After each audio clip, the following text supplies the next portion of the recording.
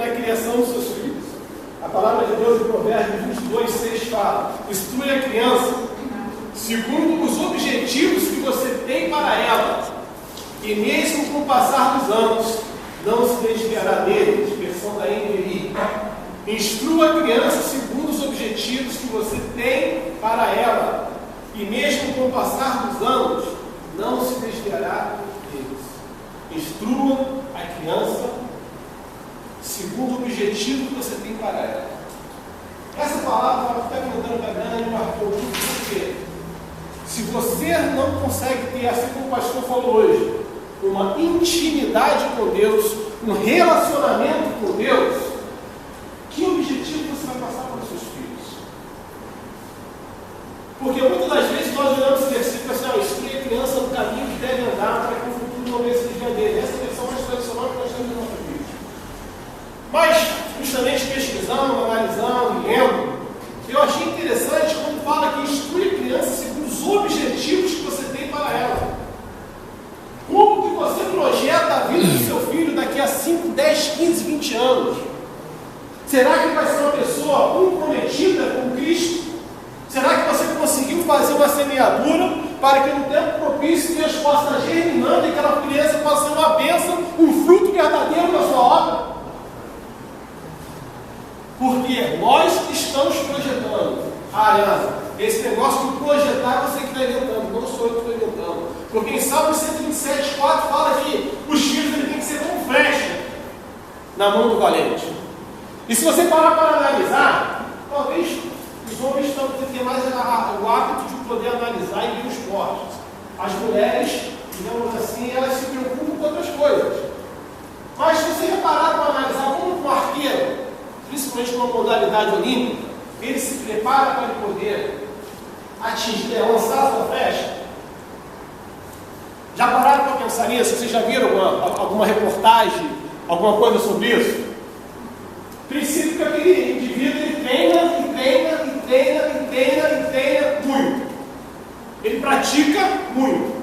Ele tem que ter alto poder de concentração e ter a certeza daquilo que ele está fazendo. Por quê?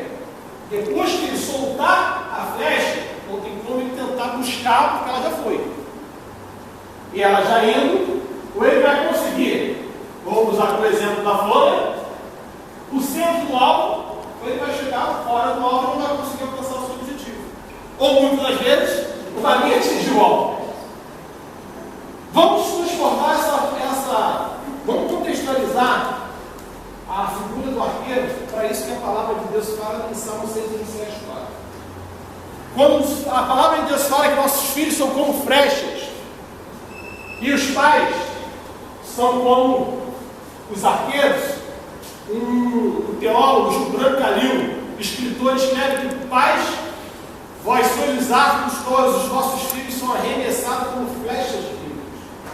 Então, depois que você arremessa teu filho, não tem como você tentar buscar ele.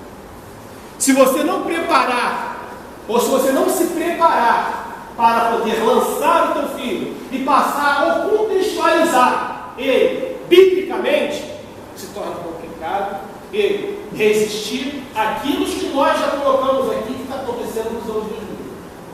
Porque padrões bíblicos, princípios bíblicos, eles são imutáveis. É interessante como o pastor ele chega e fala que hoje ele desenvolvendo sua mensagem, parou em 2 pontos, mas ele frisou: intimidade, relacionamento com Deus, você consegue através da palavra. Porque os princípios bíblicos eles são imutáveis, eles não mudam, e eles não mudando automaticamente são para toda a vida. E sendo para toda a vida, ao momento que você lança o teu filho para esse mundo, ele tendo base bíblica, ele vai sair, ele vai saber que no momento de desespero, que no momento de dor, que no momento de tristeza, existe alguém muito mais forte que está por trás dele, sustentando, orientando e livrando ele de todo mal. Que ele não precisa de um eixo, ele não precisa de uma droga, ele não precisa de nada para se sentir importante. Porque dentro de famílias que são compromissadas com o amor, Os pais lançam seus filhos certeiramente, porque eles sabem a diferença do verdadeiro amor.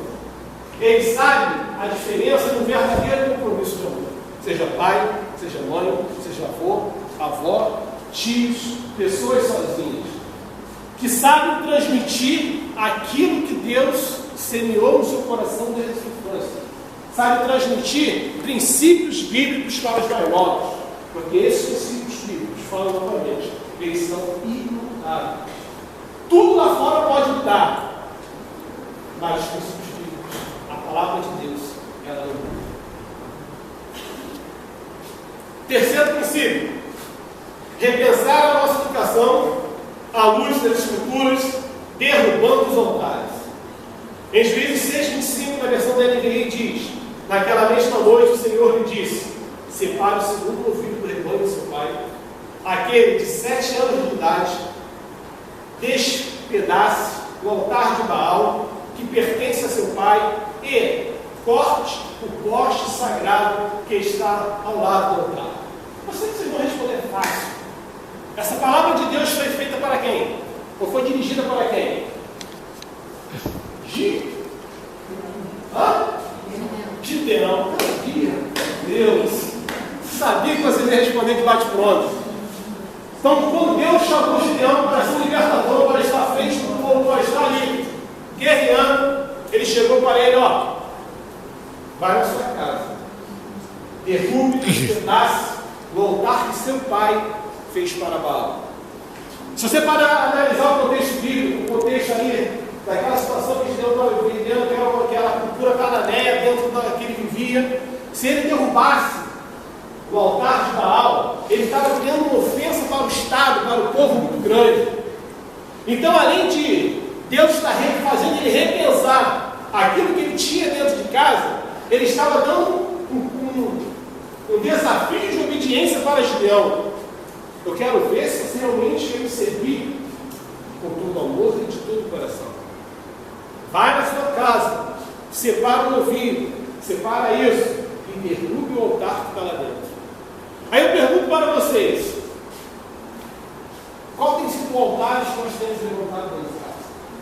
Será uma hora das 8, das 7, das 6, agora das 9, das 11? Agora, acho que eu vou ver até de madrugada da novela agora. Será um jogo de futebol? Será determinados programas de TV? Qual altar você tem derrubado? Você está precisando derrubar para que seu filho não possa levar com ele uma herança errônea? Para que seu filho possa levar para o futuro dele exemplo vivo daquilo ou da manifestação do amor de Deus na sua vida. Qual altar você tem dentro de casa? Qual altar tem separado justamente de montar uma família compromissada com Deus? Muitas das vezes esse altar pode ser até um relacionamento de algo que você não consegue ter dos próprios entes queridos dentro de casa. Muitas das vezes esse altar é um programa de televisão. Muitas das vezes esse altar é a manifestação do seu eu em detrimento dos próprios membros da sua família. Onde somente a tua vontade impera, onde somente a tua vontade prevalece, vocês estão certos ou vocês estão errados? Qual altar nós temos que derrubar dentro de nossa casa?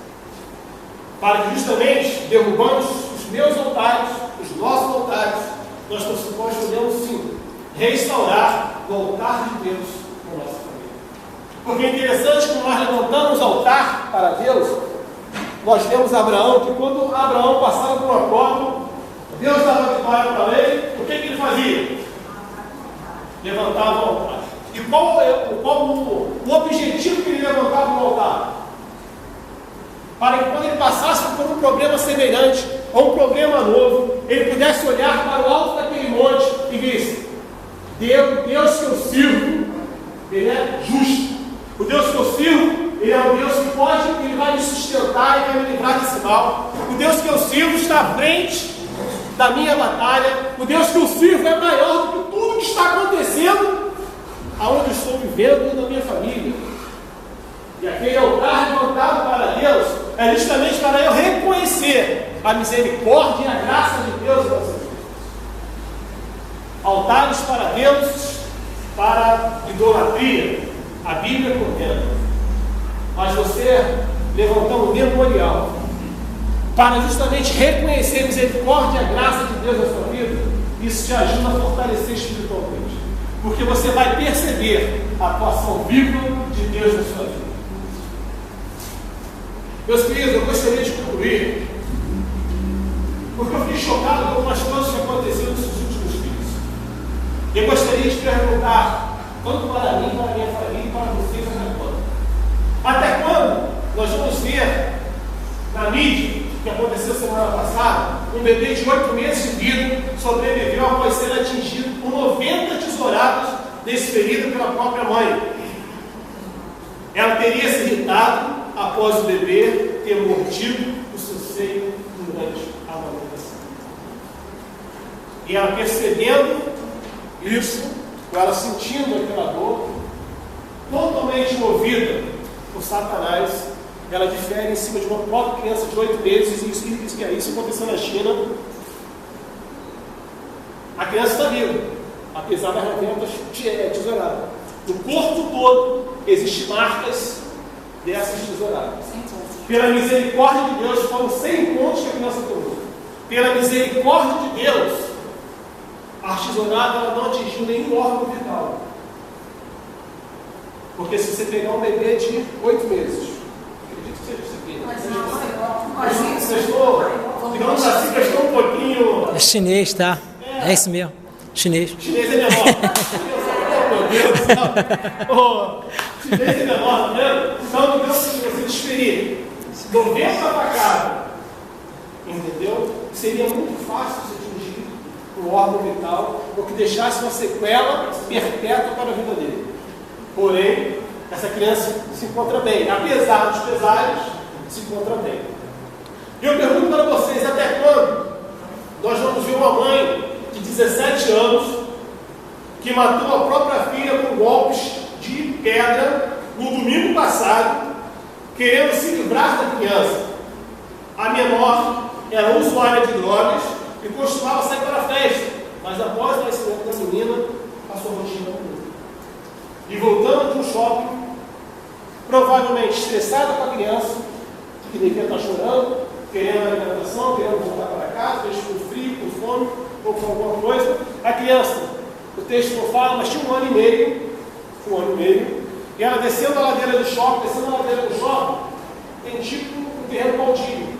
Ela vai para esse terreno baldio, bota a criança deitada no chão, pega uma pedra e difere vários golpes na cabeça da criança.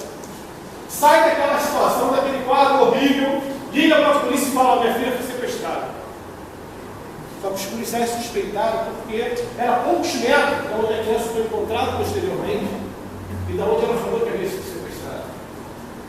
E apertaram a jovem mãe chegou e falou que acabou sumindo. Não, foi eu mesmo que fiz isso. E eu pergunto para vocês, até quando? Até quando nós vamos ver a notícia que foi vinculada nos jornais, quarta-feira, agora, dia 17 de setembro de 2013, que diz: o pai prostituía a filha de 12 anos e a obrigou a casar com o traficante para comprar drogas. A menina foi encaminhada a um abrigo, enquanto a justiça decide se ela voltará para a família, totalmente estruturada, como a gente está vendo, ou seguirá para a adoção. Até quando? Esse senhor, ele foi preso essa semana. Acho que quinta ou sexta-feira ele foi preso. A criança ela já está no órgão público esperando a decisão da justiça. Mas esse cidadão, ele já se encontra preso hoje. E eu falo para vocês, até quando? Até quando nós vamos viver neste mundo que está sedento de ouvir a palavra de Deus, que está sedento de ser influenciado positivamente por famílias abençoadas, por famílias que vivem, que conhecem o verdadeiro amor? Até quando? Até quando nós vamos ter que ficar impactados, chocados por notícias como essa?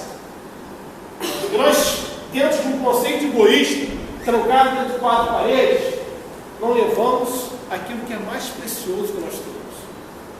Porque aquilo que é mais precioso que nós temos não é a nossa situação financeira, não é o nosso carro no ano, não é o nosso carro importado, não é a nossa casa de 3, 4, 5 andares, não é a nossa casa na região dos lagos. Aquilo que nós temos mais importante é aquilo que Deus colocou e reflete em nossas vidas.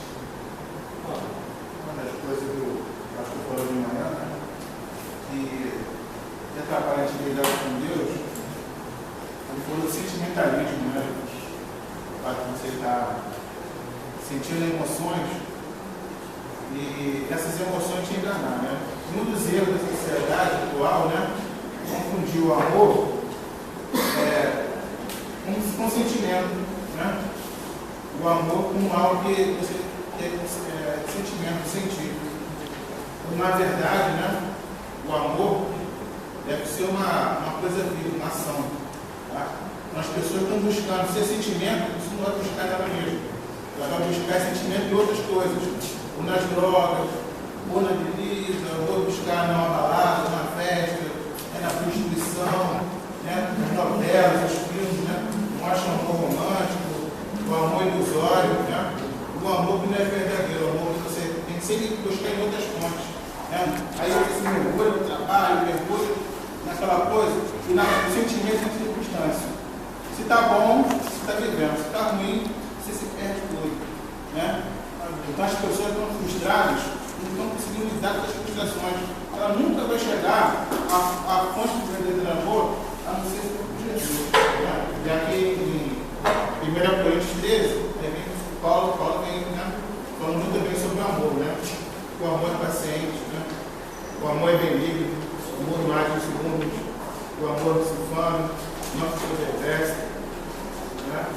Não procura seus próprios interesses, não se alegra com justiça, mas se reproduz com a verdade. Né? Então tem toda uma descrição sobre o que é o verdadeiro amor, né? Não está no sentimento, não está, né, na ação da pessoa.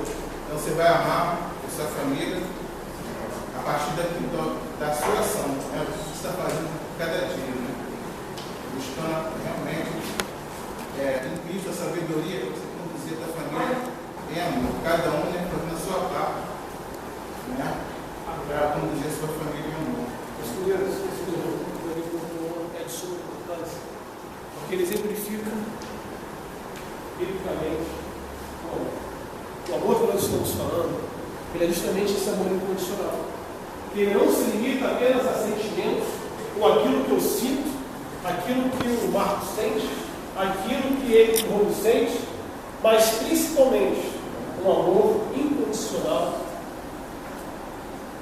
exemplificado na Bíblia, desde a formação do homem e até os dias de hoje, e será perpetuamente, porque a palavra de Deus, ela é imutável.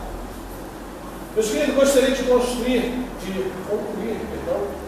para falar, pratique o verdadeiro amor, até que o Juan falou aqui agora.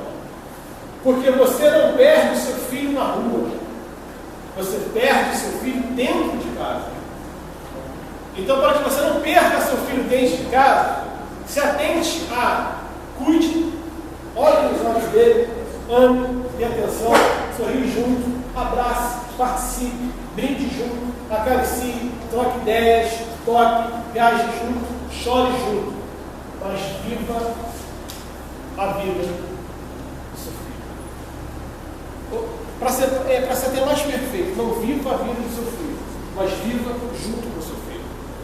Porque você tem que criar estrutura para que ele possa desenvolver a sua vida, porque nós temos que deixar o pai e a mãe, ele vai ter que começar a andar com suas próprias pés. Ele tem que andar com seus próprios pés, automaticamente você tem que dar padrões bíblicos para ele, para que ele possa contar as dificuldades que ele fala.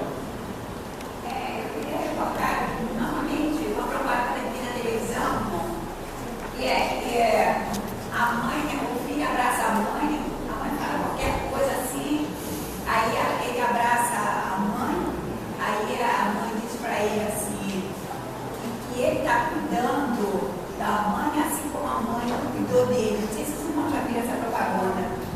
É uma